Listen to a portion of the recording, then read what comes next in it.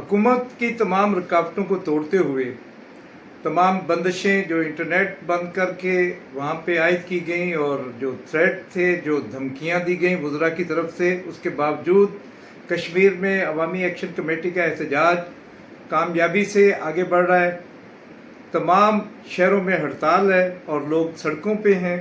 वो अपने हकूक़ के लिए, जिसके लिए उन्होंने पहले भी जदोजहद की थी और जो बाकी निकात थे उनको हासिल करने के लिए जिसका हुकूमत ने वादा किया था, उसके लिए लोग जदोजहद कर रहे हैं।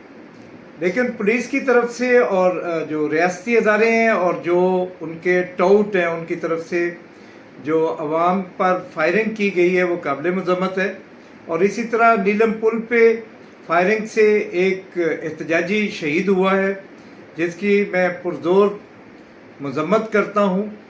दे रहा हूँ आज़ाद कश्मीर की कठपुतली जो हुकूमत है कि इस तरीके से आप अवामी हकूक़ के रास्ते में रुकावट नहीं बन सकते, ना ये जो समंदर निकला है अवाम का इसको रोक सकते हैं।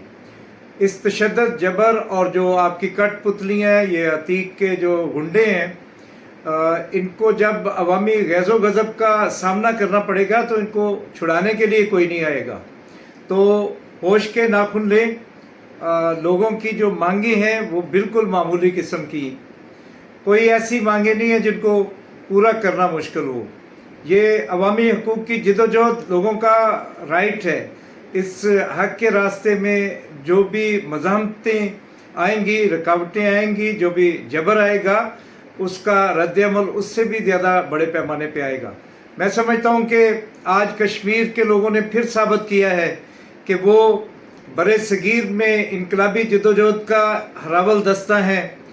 उन्होंने पिछले 2 साल की जदोजहद से साबित किया। उन्होंने मुज़फ़्फ़राबाद में जानों की कुर्बानियाँ दी पिछली तहरीक में, और आज जब ये वज़रा और तमाम हुकूमती हुकाम उन्होंने पूरी कोशिश की कि ये एहतजाज ना हो सके, लेकिन इतना बड़ा लोगों का समंदर निकला है। ये नविश्ता दीवार है। अवामी एक्शन कमेटी के तमाम मुतालबात जायज़ हैं, उनको फौरी तौर पे तस्लीम किया जाए ताकि वहाँ पर मामूल की ज़िंदगी का आगाज़ हो सके।